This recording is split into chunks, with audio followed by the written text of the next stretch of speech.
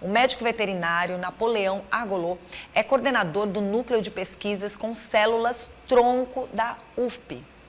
E vejam só, presta atenção, o médico veterinário, na verdade, além de ser coordenador aí do Núcleo de Pesquisa com Células, ele traz um projeto, gente, de uma certa forma, que foi fundado em 2013, sendo o primeiro do meio norte do Brasil a realizar pesquisas com células tronco de animais, em especial com animais silvestres. E um dos objetivos, na verdade, gente, é solucionar doenças que acometem também os animais, como a diabetes, por exemplo. E o núcleo trouxe importantes contribuições à pecuária piauiense, trazendo tratamento da doença mastite, com caprinos. Na verdade, a gente sabe que, eu acho que ainda errei o nome, viu, doutor? É mastite. Agora eu acertei. Exato. Mas, assim, de uma certa forma, no passado, bom dia. Bom dia. No passado, se trazia muitos problemas para esse lado da pecuária, principalmente porque envolve as mamas. Explica melhor como é que funciona, na verdade, me traga um pouco mais de informação sobre o projeto primeiro. Tá joia. Bom, esse é um projeto que ele começou há mais ou menos há 3 anos. O Núcleo de Pesquisa com Células Tronco, ele tem 10 anos de fundação. Sim. Inúmeros projetos foram desenvolvidos. Esse foi um desses projetos, um projeto de uma tese de doutorado de uma profissional que já é professora, hoje do Instituto Federal também, a doutora Clautina. Então, o mérito dela foi orientada pela doutora Maria Celina, então, trazendo o mérito aqui dos profissionais que estavam envolvidos também junto comigo. E essa pesquisa, ela foi altamente inovadora, porque foi a primeira vez em que se fez no mundo, né, a utilização de uma terapia inovadora de alto recurso tecnológico para o campo. É difícil levar essas novas terapias inovadoras para o campo, porque como são de alta tecnologia, envolvem alta complexidade, no campo nem sempre tem essa estruturação. E os problemas que se tem muitas vezes, problemas produtivos dos produtos derivados de origem animal, quer seja leite, carne, no caso da mastite, é a questão do leite, o grande problema que se tem é justamente a baixa tecnificação da produção pecuária no nosso país. Ainda somos um país subdesenvolvido e enfrentamos problemas que não deveriam ser tão graves. A mastite é uma doença infecciosa. Então, nada mais é do que contaminação do úbere, da teta da vaca, por bactérias, que geram inflamação. E uma teta, um úbere inflamado, não produz um leite de qualidade. O próprio animal acaba sendo sacrificado muitas vezes, em algumas situações. Sim, não porque a doença não tenha cura, mas porque muitas vezes não é economicamente viável para o produtor. Imagine um produtor que tenha, se ele tiver 50, 100 cabeças de gado, tudo bem, mas imagine que ele tenha 500, 1000 e ele tenha vários animais desses acometidos por mastite. Muitas vezes é economicamente mais viável para ele abater esses animais e vender a carne, do que tentar tratar todos os animais, afinal de contas o antibiótico é caro também. Então essa pesquisa ela propôs resolver um problema de impacto social e econômico importante, já que o Piauí tem um gado leiteiro pecuário caprino relevante, significativo, isso representa uma parcela considerável da nossa economia pecuária. E a intenção, no primeiro momento, era mostrar que a terapia funciona. Isso foi feito. Não apenas a inflamação ela foi resolvida, não apenas os animais se recuperaram, mas tão ou mais importante, eles passaram a produzir leite que é propício ao consumo humano. O leite ele foi enviado para análise laboratorial e foi dado o laudo de que era leite propício ao consumo humano. Então isso é muito positivo. A partir de agora entramos numa segunda etapa, que é viabilizar isso para que os produtores possam usar. Isso não é uma coisa muito simples. Eu acredito. É porque assim, em 2013... E a gente vê que agora que vocês realmente estão levando e de uma certa forma já trouxe frutos. Acredito que é perfeito, principalmente para o nosso estado do Piauí. E quando você fala dessa dificuldade, qual seria a maior dificuldade? Bom, a primeira maior dificuldade é tecnológica. Essas células são produzidas meio líquido numa sala estéril. Elas não podem ter contaminação. E são células, elas são extremamente lábeis, sensíveis à temperatura, calor, contaminação. Então, tirar isso do laboratório, onde você tem um ambiente controlado, você tem uma ideia, elas têm que ter uma concentração adequada de oxigênio, de gás carbônico, de nutrientes do meio. Você vai tirar isso e vai levar numa seringa para aplicar no campo, onde você tem muitas vezes a temperatura ambiente acima dos 30 graus, você tem um ambiente que está sujo, não está preparado, o animal está a pasto, então isso já é uma dificuldade. Então é necessário o desenvolvimento de uma metodologia e de ferramentas que sejam práticas ao produtor. Esse estudo, quando foi feito com pesquisadores, então nós levávamos todo o aparato para o campo. Às vezes retirávamos o animal do pasto para fazer essa aplicação, mas isso na prática não é viável. Então nós temos que desenvolver ferramentas para que o produtor possa fazer isso. Nós estamos tentando fazer isso com a utilização de biomateriais atualmente. Do que se trata isso? Nada mais é do que a utilização de determinadas substâncias, geralmente com um aspecto gelatinoso, que sejam utilizadas para nutrir e proteger essas células.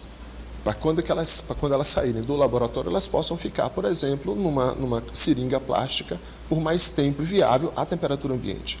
E nós estamos desenvolvendo vários, são chamados hidrogéis, nós estamos desenvolvendo vários hidrogéis, inclusive de produtos regionais. Nossa, que maravilha! Quando eu vejo você falando da questão da doença mastite, que atinge tantos animais e que de uma certa forma isso traz danos de verdade para a economia, que a gente sabe que essa é uma verdade.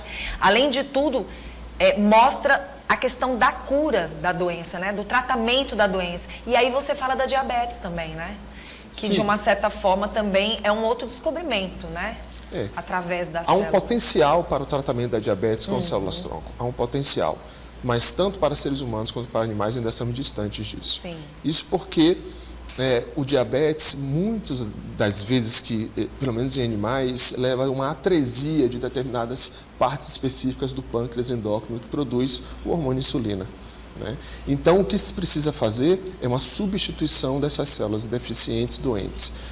Existem várias pesquisas no Brasil sendo feitas na área da medicina veterinária, com destaque algumas pesquisas no estado de São Paulo, com a doutora Irina Kerkes, uma pesquisadora conhecida de grande renome, e ela vem tentando há pelo menos uma década produzir células de Langerhans, são células específicas do pâncreas, produzir em laboratório para transformar essas células em células viáveis para o pâncreas, transplantá-las. Ela ainda não obteve sucesso absoluto. Aqui no núcleo, o que nós tentamos fazer é o tratamento dos animais que já possuem diabetes induzida ou não. Eu trabalho com paramentação animal, então uma das minhas atividades é justamente criar modelos animais. Pegar uma doença que se apresenta em humano e criar uma apresentação em animal que mimetize, que imite essa doença, para que possa ser tratada e podemos tentar descobrir uma outra alternativa. O tratamento, então, ele é paliativo.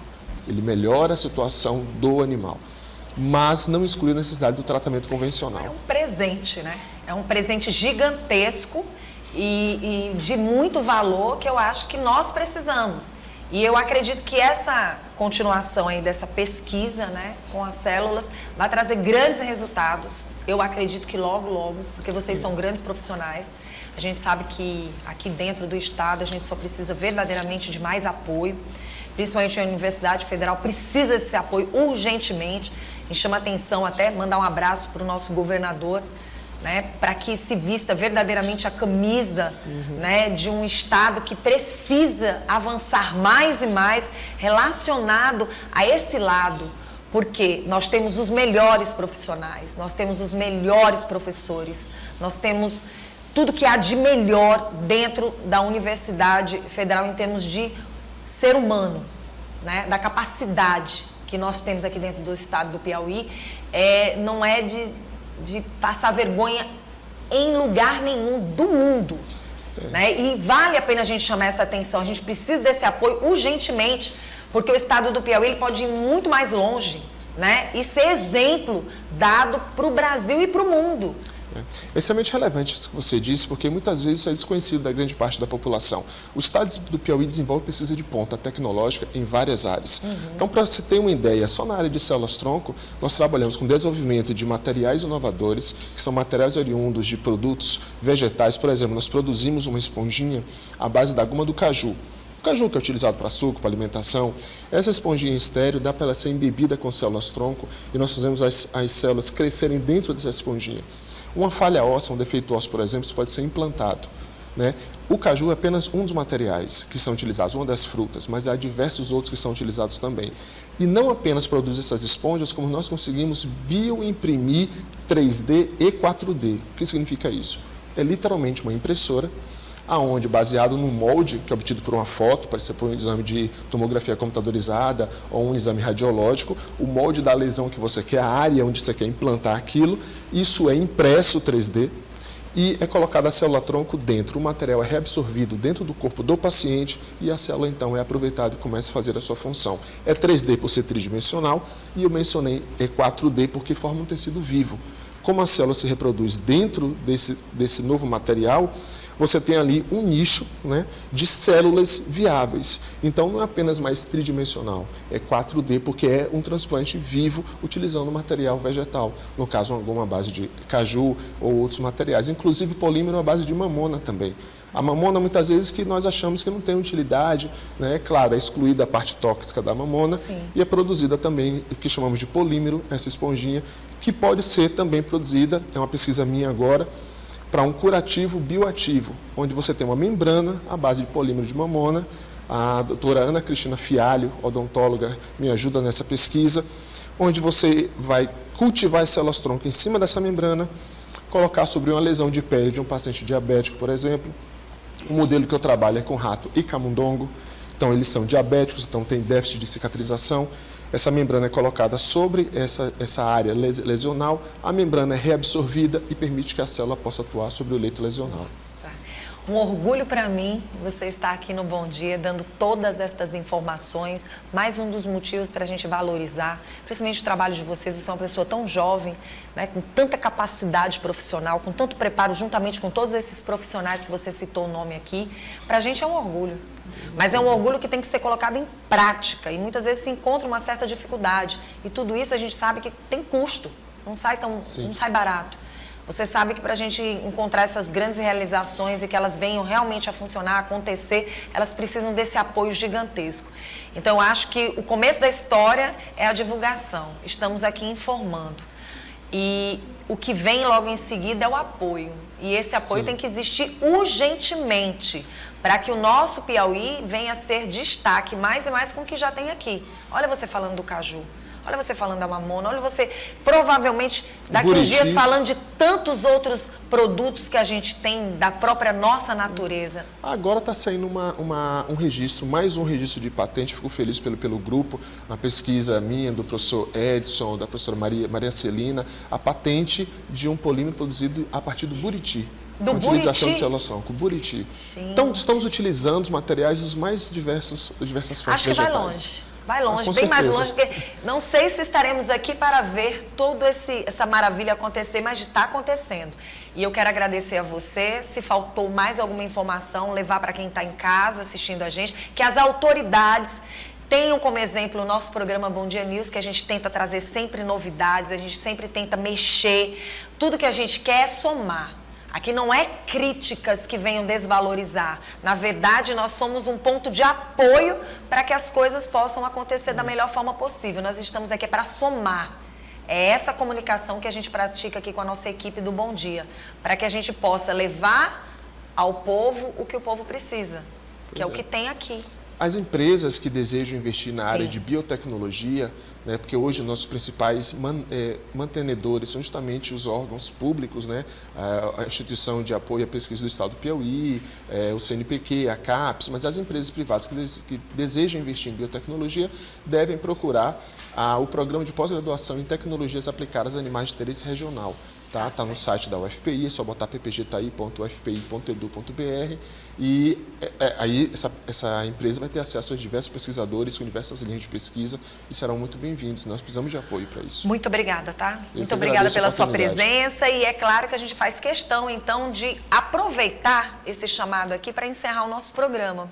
E assim, fica aquele lado que a gente quer chamar e valorizar a educação dentro do nosso estado do Piauí, mais precisamente os profissionais da Universidade Federal. Há um pouco tempo atrás, a gente trouxe jovens aqui, estudantes da engenharia elétrica, né? Acho que foi, né? De que eles fizeram um carro né, da Fórmula 1, inclusive para participar, eu quero até saber se deu certo. Eles vieram aqui no nosso programa, estavam precisando de apoio, nós conseguimos aqui através do Fernandinho R$10.000 para dar uma força, e a gente fica extremamente feliz de saber que o Bom Dia somou nesse aspecto, onde eles queriam levar esse carro da Fórmula 1, feito por estes estudantes, para o sul do Brasil, para na verdade, uma exposição, né, e que estava acontecendo no mundo.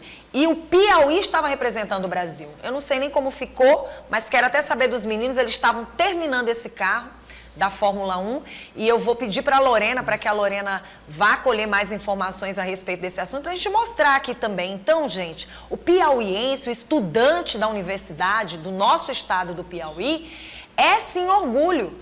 Inclusive, nós temos, né, Lorena, um dos estudantes que faz, estuda, está fazendo lá na Porsche, Porsche? Sim, e aí assim, ele foi, a gente não sabe como foi em São Paulo, como ficou, eu quero mais informações, mas assim, gente, já parou para pensar?